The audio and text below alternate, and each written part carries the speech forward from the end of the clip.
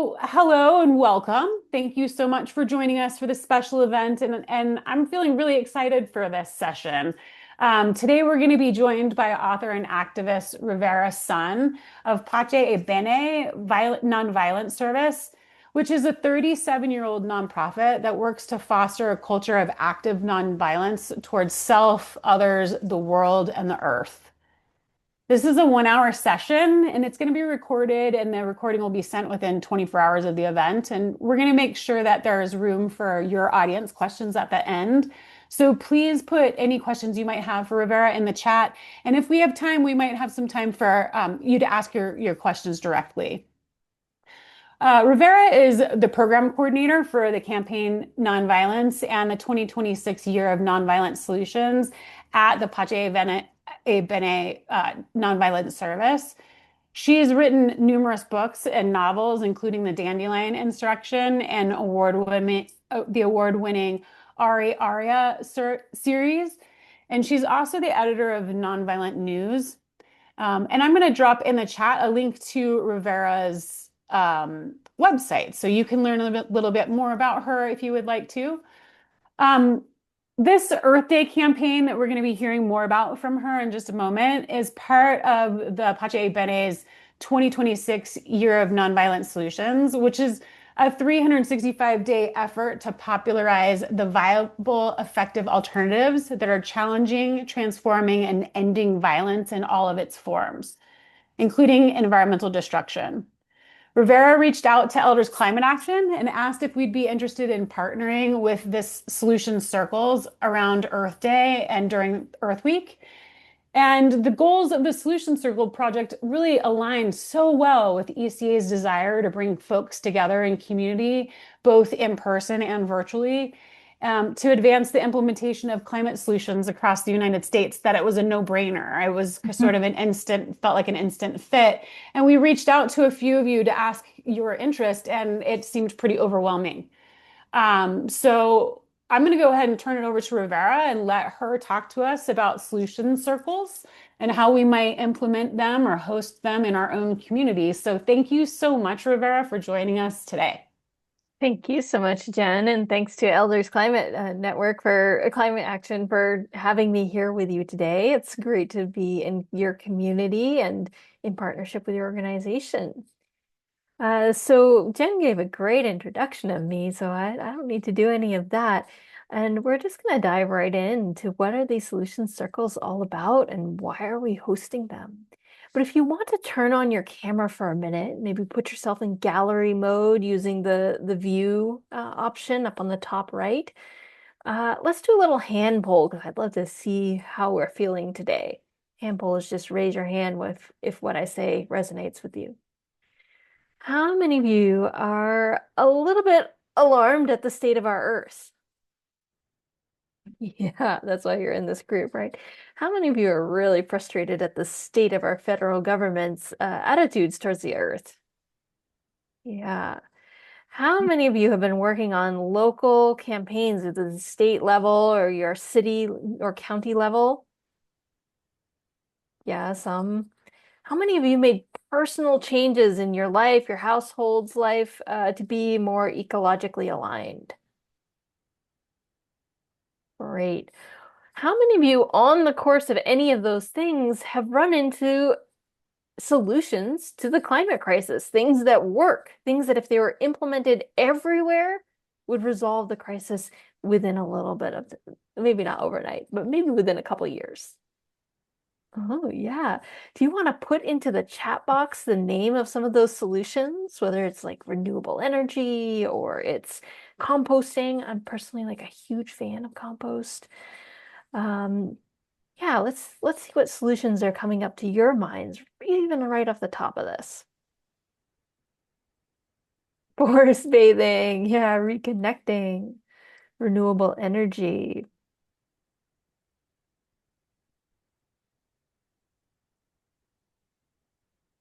What else? I know you're typing. Agrivoltaics, yeah. Avoiding plastics. Cellulosic ethanol from corn stove and sugar. Right. Okay, Francis, good point. Run into a number of solutions, but I don't think any of them alone or in combination will solve things in 2 years. Fair enough. We need many solutions altogether, and it might take us a little while. Planting native plants, an EV car, plant-based diet, reducing emissions from vehicles, composting, insulating homes, simplifying lifestyles. Yeah, there are a lot of solutions, but there are no silver bullets, says John. We need all of them, and it will take a long time. Yeah, flying less, says Francis. Jen added, electrification and renewable energy transition. Right. So, how does a nice nonviolence organization like us get involved in the idea of ecological solutions? So we have been working on building a culture of active nonviolence for over 10 years. We've been organizing 5,000 actions and events in September every year with a wide range of organizations. We notice while people know what stopping physical violence is, they do it with peace teams, they do it with de-escalation, they do it with conflict skills trainings. And they know a lot about nonviolent action, protests, marches, boycotts, strikes, occupations, blockades, shutdowns, civil disobedience. There's a whole other dimension to what nonviolence looks like, which is the replacements to what we might call systemic and structural violence or destruction. These are the big systems, like fossil fuels, that are causing harm to people and planet. And the nonviolent solutions to them are the alternatives that stop that harm and replace it with a better system. So we decided to declare 2026 the year of nonviolent solutions and to uplift all these solutions together so people could get a sense that we have the answers to what we need and to help them see that nonviolence is a way of life, it's a spirituality, it's a set of principles, a set of practices, an approach to conflicts, and a toolbox for making change. But it's also something that's systemic and structural that can change how our societies operate.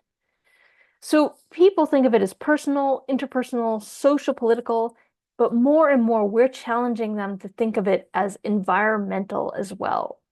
Because the violence that's being done to our environment is one of the greatest threats to humanity and to every other species on Earth.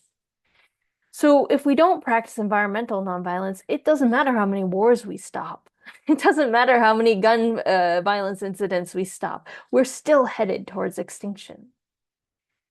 So just as violence itself can work on every level, so can nonviolence. It can be physical and direct, it can be systemic and structural, and it can be cultural. And cultural is the attitudes and the beliefs that kind of are the percussor to the systems that we build and the then ensuing direct harm that happens. So we know that it can look like conflict resolution, restorative justice, peace building, nonviolent action, unarmed peace teams, mediation and meditation, healthcare, respect and dignity, environmental care, and so much more. Which brings us to this year of nonviolent solutions, right? How do we celebrate all of this and see that a better world is not only possible, people have actually built it out here, there, and everywhere. If we saw these ideas together, we'd recognize that the old paradigm isn't working for us and that the new paradigm offers us a wealth of different ideas that are not only better for humanity, better for the planet, but honestly, they're often more cost effective, which is a shocking idea. When it comes to environmental protection, as you were saying in the chat box, there are actually a lot of these examples. These are things like green corridors that are built in cities to lower the temperatures, even if climate change is going up. Reforestation, microgrids, reuse and repair, renewable energy. We've been collecting not just the names of these examples, but also the stories about where people are doing them, how they're doing them. So they're not abstract ideas, not nice ideas that would be cool if we could implement them, but they're tied to here are the people who are actually doing them in their communities and what their challenges are and what their opportunities are. So we've been sharing these as short stories, but with a link to longer articles that kind of look more deeply. So things that like how Medellin, Colombia is lowering its temperatures even as the region's temperatures rise from the climate crisis. How Italian fishing communities are building marine sanctuaries that are revitalizing the ocean and overcoming, things like mafia violence and drug trafficking in order to do so.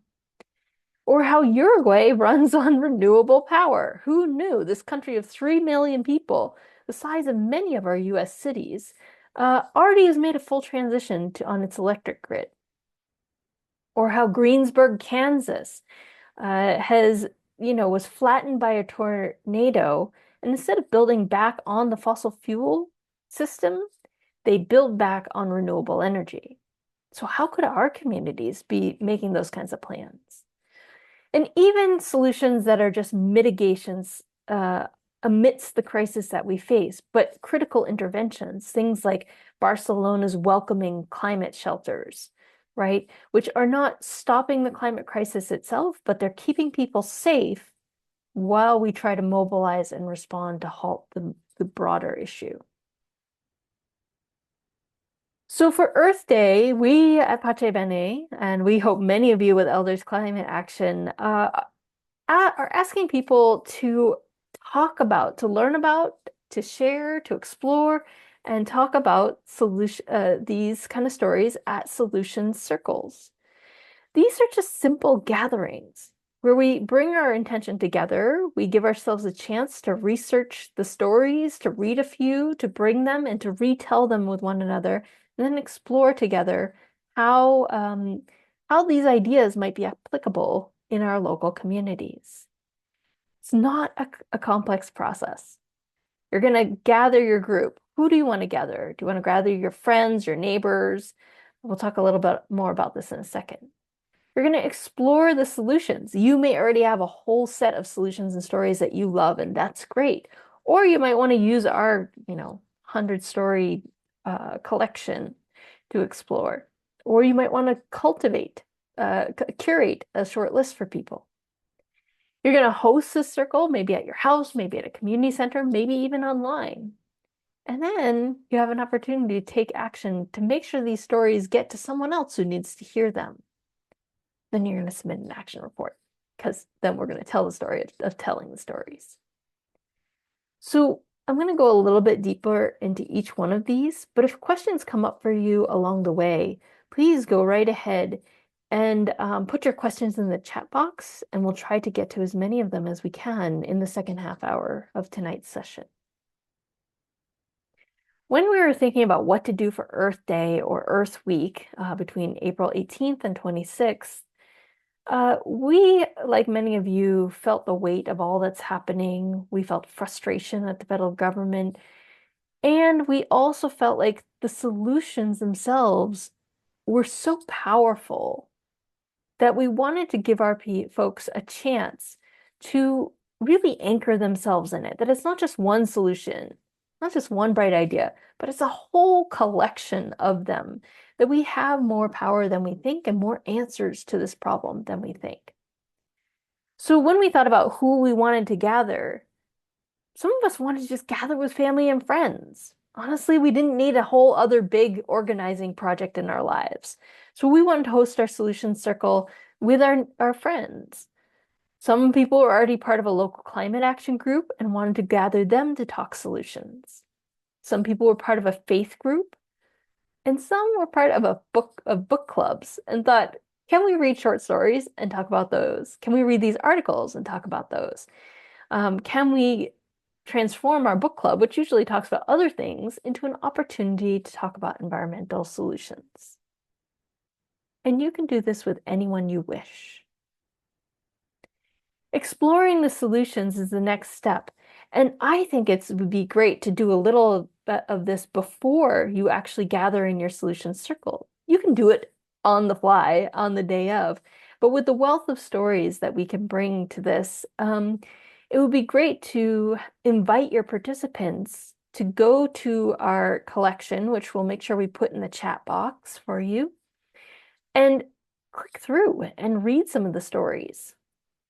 And invite your friends to them. Maybe you want to curate a short list of 4 or 5 stories that you want everybody to read and everybody to come ready to talk about.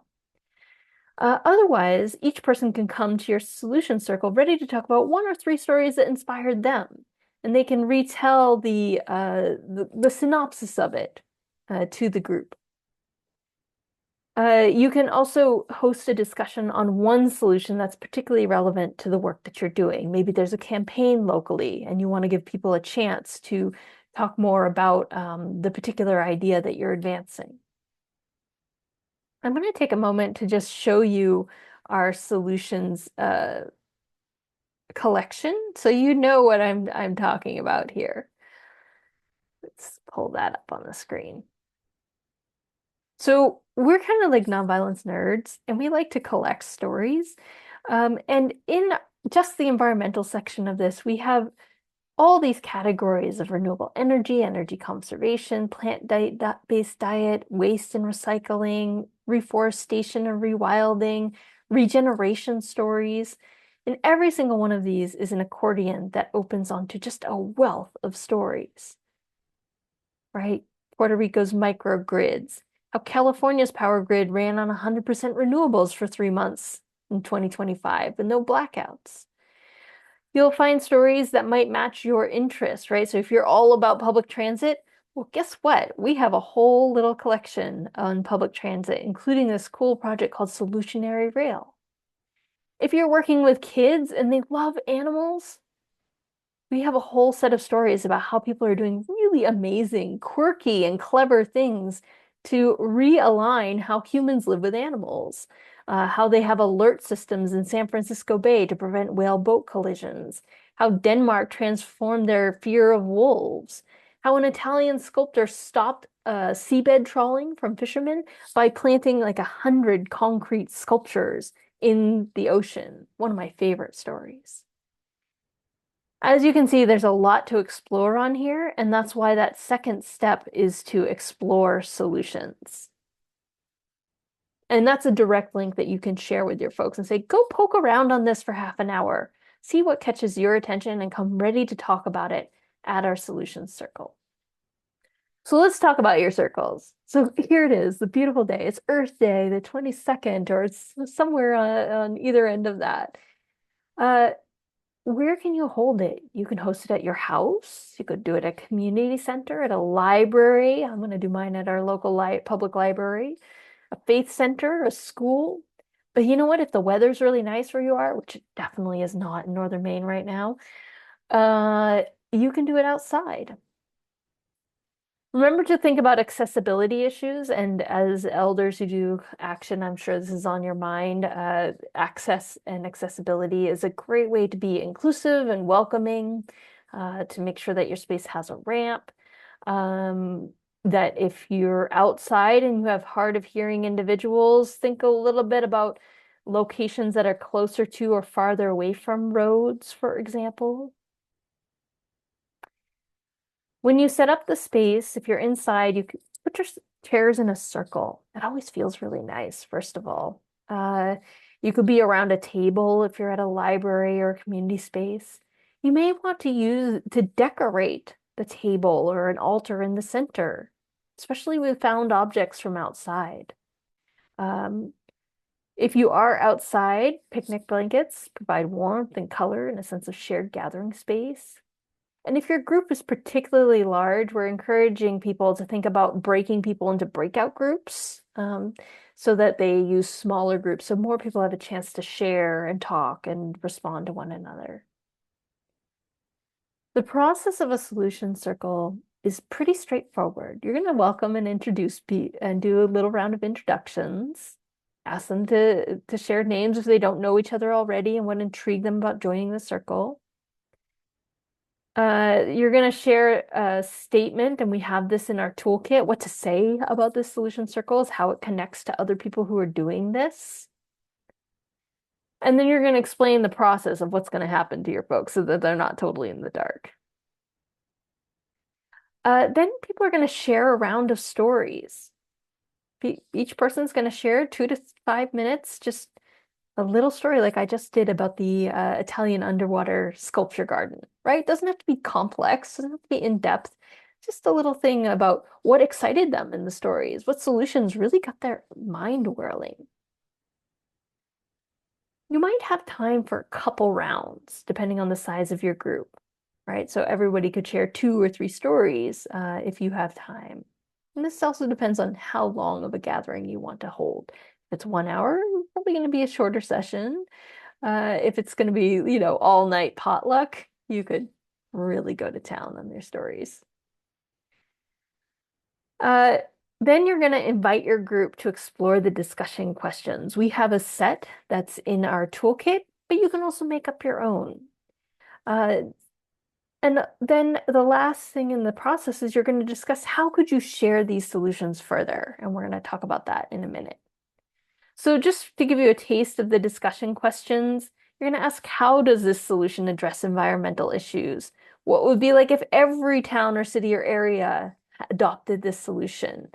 How might it work in your local area? What might need to be adapted? What were some of the challenges that the people in the story you read about overcame in order to implement the solution in their area? One of the questions you'll find in our toolkit, which is not here on the screen, is what are the limitations or the shadow sides of this solution? For example, renewable energy is a solution, but we also know that lithium mining for it is kind of a shadow side. This isn't about just being naive about these solutions. It's about really getting a chance to engage in them, grappling with some of their dimensions. So at the end of your circle, host a closing round of reflection. So you hear from people what was meaningful to them about the experience. Last but not least, the last step, and this happens actually before your closing round, but I pulled it out so that I could talk about it a little bit more, is to take action. You can either take action together on the day of your solution circle, or you can make a plan, say, the next week to take action, or the next day, or that weekend. And with the solution circles, we're encouraging people to think of their action as sending a story or bringing a story to someone who really needs to hold it. Maybe a decision maker in your local community, maybe a friend who really needs a pick-me-up. These actions might look like emailing your mayor about Barcelona's climate shelters and asking them where your climate shelters are. The answer may be, we don't have them, which might prompt them to think, maybe we should. An action might look like telling a story like Medellin's Green Corridors at your city council meeting in the 2-minute public comment period. It may look like holding a solution sit-in on a particular story. Or going to your public utility meeting and talking about Uruguay and how they run on renewable energy and why the heck don't we? There are things you could do with ministers, getting your faith leader to talk about these stories as a matter of faith, or setting up a meeting with a school principal to talk about how trees lower air pollution and lead to better health for children. You could make a plant-based meal with your family after talking about plant-based diets and the environment. You could call something like a specialty department, like a university forestry department, and tell them about things like Kerala's amazing forest protectors. And this goes on. You can get really creative about it. You can think about neighborhood associations, asking your neighbors to make a wild plant sanctuary this year. It's great timing for it. April into May, everybody's gardening. Talk to community groups about starting a tool co-op, putting up a flyer that just retells the story in brief, and putting at a particular location, like a boat launch, to talk about marine sanctuaries. So there are many variations of this, and I'm sure you can get really creative. We hope you will, and people are already coming up with their own sort of interpretations of this. I have a couple more I'll share in a little bit. We want you to submit a report after this. This isn't just like boring bookkeeping. This is part of storytelling, right? We want to hear how your solution circle went. You could take photos. You could get quotes from participants. We will then turn them into blogs and articles, social posts to celebrate and uplift it and hopefully encourage people to do more of this kind of work. For those of you who are really fired up activists, and there may be a few of you on this call, there's a version of this which is also a solution sit-in, where instead of just having a circle in your living room, which is really nice, you go to, say, your public utility and you do your storytelling in their lobby. It's a sit-in on, say, renewable energy solutions. In our toolkit, you will find step-by-step instructions for how to hold a sit-in if it's new to you. And you will have ideas about where this might be most appropriate in your context and your community. Legislators, decision makers, school principals, school board meetings, people who are sitting on a little bit of power that they could wield in favor of an ecological solution are great people to be recipients of your presence.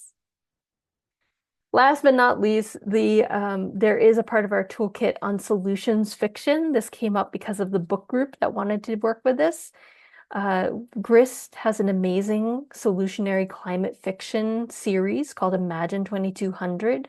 And we've pulled out about 7 or 8 of the stories that are kind of the most focused on sets of solutions that could translate to our real life experiences. And there's a set of discussion questions. So you could send that set of stories to your book club, say, let's read these and talk about them at our book club. So this is the set of stories. You'll find this in our toolkit as well. And we also have a set of very short stories that are based on true stories that I've written for younger readers in case you're working with small children or grandchildren or you work in a classroom. So I hope that gives you a sense that solution circles are really versatile. It's not a one size fits all. It's a make it fit what you want to do. And, you know, I think the emphasis on solutions is to give us a sense of power and positivity that the rest of our world is so lacking. And by anchoring in true stories of what people have done, it's a reminder that these ideas are not wishful thinking. They are already underway. They're very tangible. If Uruguay can do it, why can't every city of 3 million people, or country for that matter? So I will stop there and open up to your questions because I'm sure you will have lots of them. And I'll start popping a few good links in the chat box for you as well. Thank you so much. And Rivera, I've been adding some links to the chat as you've been speaking, pulling links out of your toolkit. And one of the first links that I put in there was the link to the toolkit. So for those of you who haven't found it, I can drop it again. But then I've been sort of dropping the links of some of the key pieces as you've been mentioning them today too. Thank you so much for all of that. And I think what I love about this project in particular is 2 things. One, obviously the focus on solutions. I think anytime that we can focus our conversations on solutions, I think we can get more buy-in from a larger audience, if you will. And I think the goal here is really to build public and political will so that we can, in effect, affect change, right? I think the other really great thing here is the focus on collecting stories. And I know that in all of the opportunities that I've had to meet with legislators at all levels of government, whether it's been state or local government, all the way up to senators and members of the House, they're constantly telling us, we need your stories. We need stories of people from our communities talking about how solutions impact their lives for the positive. They need stories about how climate is affecting their lives and impacting their lives in all the ways. And so I think that anything that we can do that helps capture stories, and this solution circle idea is such a great opportunity to sort of bring people together and get people to share their stories and their thoughts with each other, and then bring them back. So I think this, and then what you're planning to do to package them and sort of put them out into the world, I think is such a great project, and I'm looking forward to helping you uplift and share those stories out to the world.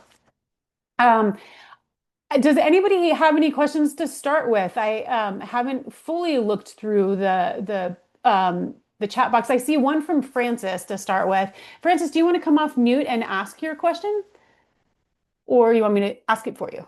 I can do it.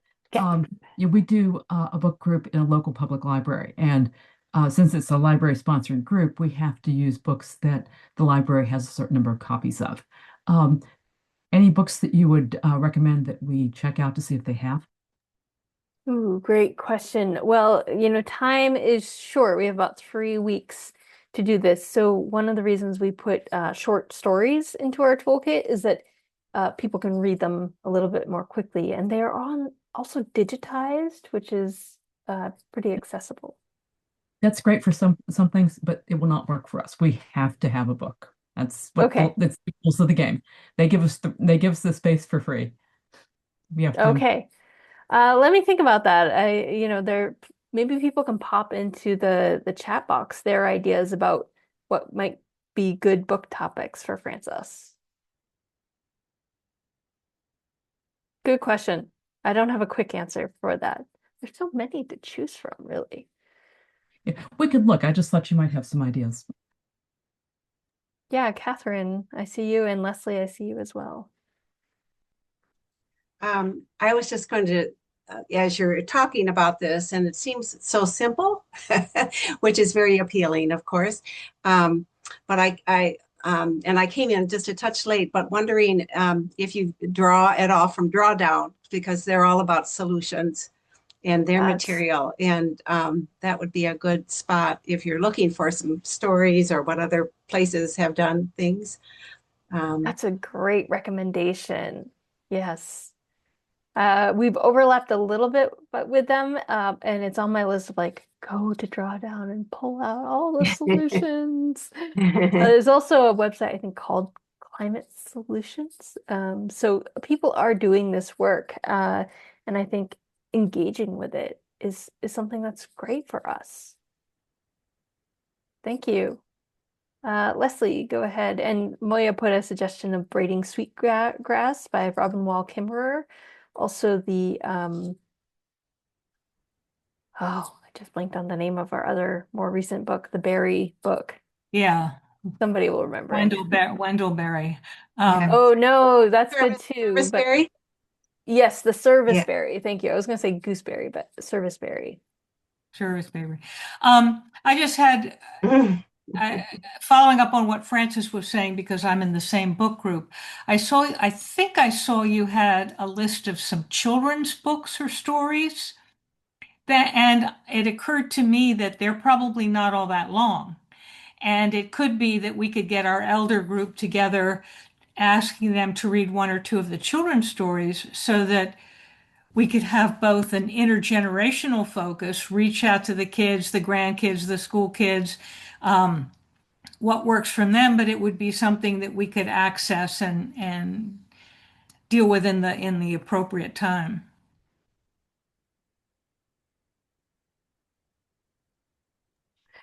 Yes. So I have a collection of 5 short stories.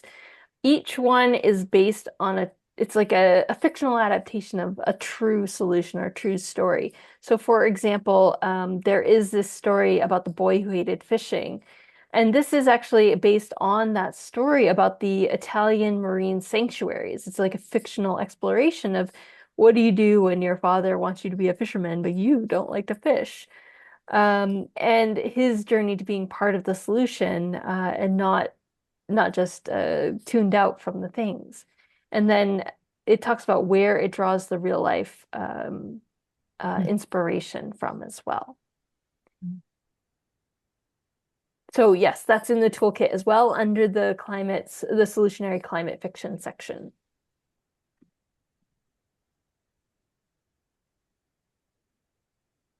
Ooh, I love all the resources that you're putting in the chat box. Yeah, Liz, go ahead. Liz, you're muted. Yeah, yeah. Is this being recorded? Can we get a recording? Absolutely. I got on late, I'm sorry, and I have friends who are interested in it. And I didn't realize there was a time limit for this project, but it looks like one that could be replicated.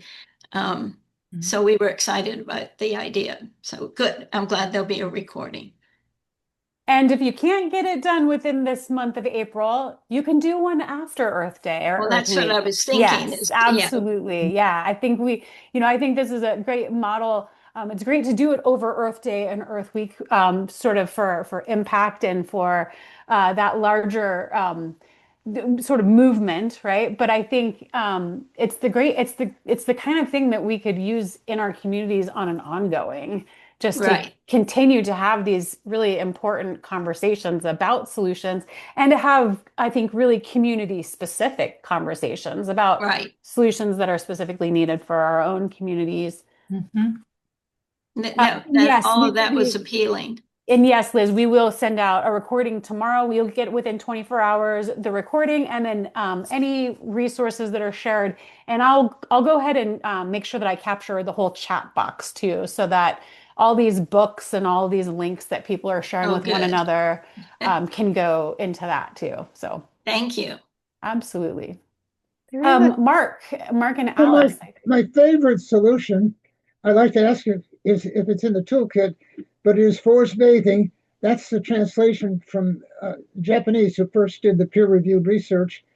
So I do that all the time. I take my volunteers and people out deep in the woods, and then it greatly improves their health as well as then they protect the forest. That they take action to protect the forest, and it also increases our ability to think clearly. So let's put that in the toolkit I somewhere. love that. It is not in my toolkit yet. And one of the best things about this whole year of nonviolent solutions is what's happening right now, where you either remind me or introduce me to another nonviolent solution. Because it's so exciting. I love forest bathing and I hadn't thought to put it in here, and that's silly of me. If you go to this nonviolent solutions page, you will see after underneath all these great options, if I've missed the one that you love, you can share a nonviolent solution with us and just send it right in, and we'll pop it over onto the bigger toolkit. There is this question from Walter about Walter. First of all, thank you for being a green commissioner. I really appreciate that. And how to get people engaged, that people aren't necessarily responding to these invitations. I've been experimenting lately with direct invitations. So not just open calls to my community with flyers and things, but like you, and you. Would you come to my house for a potluck? Now, as a commissioner in your commissioner role, you can't necessarily, well, you can do that, but it's a little layered and complex, right? But you could do that with, say, the head of the Department of Public Works. You could do that with a particular set of faith leaders. It is something that commissioners do all the time. So you could hold a very specific kind of a listening session and a version of it. And the other thing that I've been experimenting with is working with the host of a particular group in town to host a special event on the topic. So, for example, we have a lot of senior lunches in my little tiny Maine town. Asking the senior lunch coordinator if I can come and ask the elders in my community what they remember about the climate from when they were kids and how it has changed since then. I'm only 40 years old, but when I was a teenager here in northern Maine, they wouldn't let us play on the snowbanks because we could reach up with our hands and grab the power lines. 2 Christmases ago, we had no snow on the ground. So I have witnessed, even in my relatively short lifetime, these changes. So that was a spin-off of like finding the group and working with a coordinator to host a special like focus for a group is a good way to engage. That's a great story. Well, it's not a great story. It's an illustrative story of what has happened. Grady, I see your hand, and Grady, so nice to see you. One of our founding members of Elders Climate Action. Good to see you, Jen. Yeah, I have a question about the particular situation where I'm considering offering a solution circle. It's a retirement community, and I could post an announcement and see who shows up, but it's not practical to have email access in advance. So the participants would not be able to access your solutions. So they'd be drawing on their own experience only. And I'm wondering how well that would work. That would probably work just fine. I mean, look what happened at the beginning of this session where I asked you guys for solutions, right? They came right up. And so, you know, the one thing they won't have is necessarily a long backstory on where they're being implemented, but they might, right? So I think it would still work. It might feel a little different in the pacing of it than what I just described, but I think you would still have a rich and wonderful conversation. Another option that you can do is go to the solutions collection, pick 4 or 5 stories, maybe 4 stories, print them out and bring them to your event, and then just let people do a reading session for 15 minutes at the top of the gathering. Maybe make it like a half hour longer than, you know, don't do this in a 1-hour session, but you could do it in a 90-minute or a 2-hour session. Thank you. Or maybe even do something where it's like a read aloud together, or I could see using one of those children's stories in sort of in a read aloud kind of scenario could be a fun way to frame a discussion. Or have have 4 people, pick 4 people from your community to each read one of the particular stories that you'd really like to see come up, like marine sanctuaries or Greensburg, Kansas, and have them come and retell the story at the top. Then people can discuss it. And I think that there's an opportunity for sort of identifying people in the community that might be able to tell specific stories too about the community itself. Have you seen that that sort of model used, Rivera? I haven't seen it yet, but I think it would be great. I think, you know, we often forget how many solutions are right here in our communities. And, you know, because you are Elders Climate Action, it's worth mentioning that, you know, elders hold a lot of these solutions. I know in our town, which is French Acadian in its heritage, there are a lot of climate solutions that are just the way that they grew up, right? The annual heat conservation run around the house to, like, you know, save on your wood or save on your fuel bill, right? Heat conservation is a major climate solution. Energy conservation. So it's something that they are used to doing. Or things like, for them, having a backyard garden where they grow their vegetables over the summer is very normal. Well, the piece that they don't have is integrating with young people who want to do this, but no longer have the practical skills of it. Whereas our most senior elders, there are days of like being really enthusiastic about pitchforks and shoveling and wheelbarrows and being on their hands and knees in the garden all day are not quite as enthusiastic as when they were in their 40s. So like stories of how young people and elders are pairing together is a story that to bring to our solution circle that would be very exciting for them. I see that Jay put a comment in talking about how a few years ago, Drawdown, Georgia hosted civic dinners, which was a version or related of social circles to foster community conversations around climate solutions focused on topics like food, agriculture, transportation. These gatherings encourage discussions on local solutions. I love that. I love the idea of civic dinners and sitting down to a meal together. I think is always the great opportunity for conversation. And Project Drawdown, someone else had mentioned that earlier. I dropped a link in, and I think that's a great opportunity for sort of finding those topics or those ideas to talk about, and then getting some information to help sort of frame that discussion. But Drawdown also has what's known as their Eco Challenge. So if you're looking for the actions to pair with the topics, the Drawdown Eco Challenge is sort of the place where you can find a lot of different things that you can do at a lot of different sort of levels of engagement. Everything from changing your own behaviors and your own things in your own home to sort of legislative action, and everything in between. So the Eco Challenge might be of interest, as sort of an action place. The other place I always would point you to is Elders Climate Action's website. And we have an action carousel. And so there's always actions to be fed to you, in that carousel, and on a number of different topics. And then each month on our monthly national calls, we host a 15-minute action party, which is really bringing people to all of those actions that are in that carousel. Some of the big things that we're working right now on in terms of policy are things like balcony solar or plug-in solar.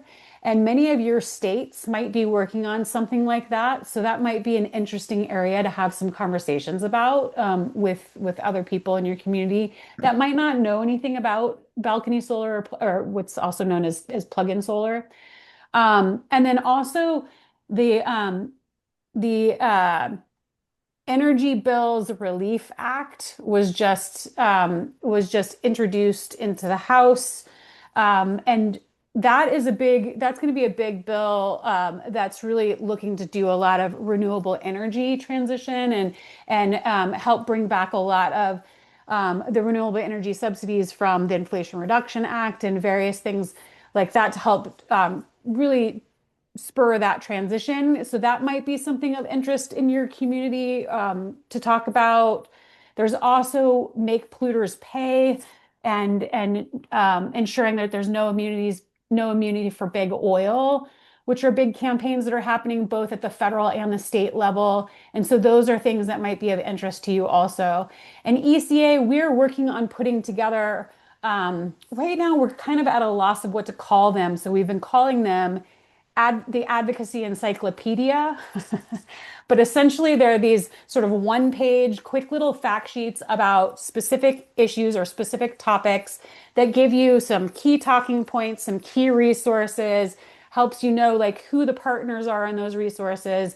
And so I will share with you tomorrow in that bulletin sort of 4 of our first drafts of those toolkits. And you can give me some feedback on the toolkits too, because this is our first introduction of these little sort of mini toolkits to our community. And so the 4 topics that I'll be sharing with you tomorrow will be those 4 that I just mentioned. So the Energy Bills Relief Act with some resources so you can learn a little bit more about that, balcony plug-in solar, and then the Make Polluters Pay and the No Immunity for Big Oil campaigns. So those will give you some potential starting points for action opportunities too for these conversations. Wow, I love all that you're up to and the great resources that you're creating for everyone, Jen. Thank you. There is a comment in the chat box about Easter and faith groups, and there are just a couple stories, very cool faith stories that I thought I would mention. And you probably know these folks because they're the Arizona Faith Network.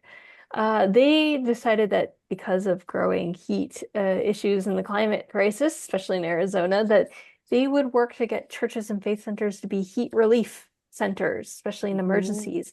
They offered shelter to 55,000 visitors and 17 heat centers in 2025. I mean, that's remarkable. That's an idea that I think is a great solution that is like, what if every church, every hall of faith thought of themselves as an emergency heat relief center? I think that would be incredible. The other story from faith folks that I love happened in New Orleans, and a group of nuns had a spiritual center in the middle of New Orleans, and they were ready to sell it on, and they were approached by developers. You know, they could make a lot of money, these nuns selling off their middle of the city property. But instead, they decided they would donate the property to be a floodwater resilience park, basically a place that could collect floodwaters and then move them along when it's time to keep the rest of the city high and dry. And so they donated their 25 acres in New Orleans to this purpose. What an incredible story. And what an amazing act of faith, something your faith ministers could talk about on the Sundays on either side of Earth Day. And I think that's such a great idea. And faith communities more and more are really getting engaged. And last fall slash winter, some of you might remember we did a postcarding project, and many of you hosted postcarding parties. Gosh, I can't talk today. And I think this is a great opportunity to sort of extend onto those postcarding parties, bring back those groups of people you got together to write postcards and get them to have some conversations about climate solutions. I'm sure a lot of conversations were happening as those postcards were getting written, but I think this is a great opportunity to extend that. Writing postcards about your solutions that you've been talking about to your legislators or whomever is a great action to take after your solution circle. And I love that idea too. I think that's a great idea. And get a postcard from your community, get a postcard that has your town name on it and send it so they really truly know this is my constituent that's writing to me about this. That's great. Jen, someone had asked, what if I can't do it during Earth Week? So first of all, if you want to do it on Earth Day, April 22nd, or during Earth Week, April 18th to 26th, you can let us know, sign up, tell us you're going to do something. You don't have to know all the details. Just say, hey, I'm going to do this. That way we know that you're doing something and we get excited for you and with you. But as Jen was saying, one of the things that excited both of us about doing this call with Elders Climate Action is that it's such a wonderful model that you can use over and over and over again for your work. It's not proprietary to, Pache Bene's Year of Nonviolent Solutions. This is a very simple design that's positive, it's uplifting, it's fun, it's reusable. You could do it on these solutions, then you can do it on another set of solutions. You could have a monthly solution circle. Right. You could have sit-ins, 6 months from now if you want. And so we really hope that this is a action idea that is useful for your work. It is something that can weave in and out of your toolkit for all the great work that you're doing. And I just want to thank you for that as someone who cares passionately about the earth. I am very grateful for the work that you're doing. Well, we're grateful for the work that you're doing also. And I see Debbie's hand just went up, and I think we have time for maybe one or two more questions, a couple more questions. So Debbie will go. Yeah, this thought just dropped in. How do I want to phrase this? When you find out that these circles are going to be held throughout the nation, is it possible to email, just like I got the email about this presentation, email that here in Chicago or LA or Detroit or DC or blah, blah, blah, if you get actual locations that those of us who maybe can't put it together but can go and support and try to help, let us know where it's happening. It's just an idea. Yeah, great idea. So on the Earth Day Solution Circle page that I put in the chat box, maybe I'll just pull that up so you can see where it is.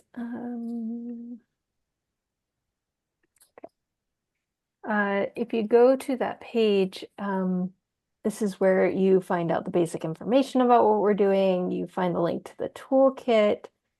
It gives you some ideas. And then this is where you can sign up if you want to host something. But underneath it, there's this great big button that says, check out the full list of Earth Week actions here. You'll be able to, whoops, that was uninspiring. Try that again. Oh, well, hold on.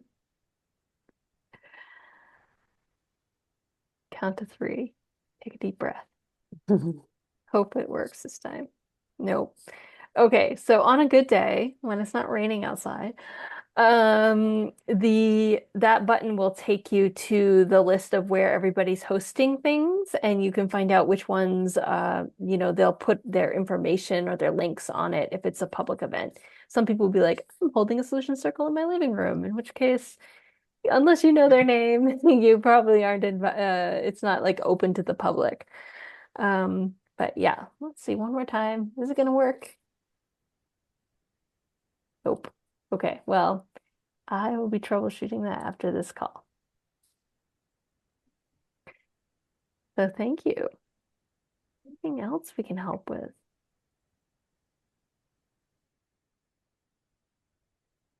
Do you ever do a follow-up session with folks that have done solution circles to sort of hear from the people who put them together and facilitated how they went, what they ran into, as sort of a both sharing of the successes and helping to advise where there were problems? I love that idea. So we haven't held these specific kinds of solution circles before, so it's a grand experiment for us. We've done other kinds of circles, listening circles, so it's not a totally unfamiliar model. But I do love the idea of a post Earth Day kind of debrief on how the solution circles went, and maybe if you guys keep doing them throughout the year, a later session, because there is a lot we can learn from it. And hint, hint, in September, when we have our big week of actions with 5,000 actions and events, solution circles on all the different kinds of nonviolent solutions, not just environmental solutions, will be one of the things that people are doing. So learning from this experience helps us craft the toolkit a little bit deeper, prepare people a little bit more deeply, and then we can also do a debrief after that mobilization as well. Excellent. Richard, I see your hand up. I think we have time for one last question. Did you call on me? I'm freezing up a little bit. Did you call on me, Jen? Yes. Okay. I just wanted to say that Hi, it's not a Julie. question. If you're people that are interested in getting plug-in solar in their state, they need to contact Solar United Neighbors and they also Bright Savers is the organization that's going around the country. But I would say contact Solar United Neighbors. And also, Jen, I guess people on this call are from all around the country. Is that right? Or Yes. okay, because there's a couple of websites I could give, but they relate only to Arizona as far as the Corporation Commission. Yeah, I think we're spread all over the place, Richard. So Yeah, but thanks for those resources. Yeah, okay.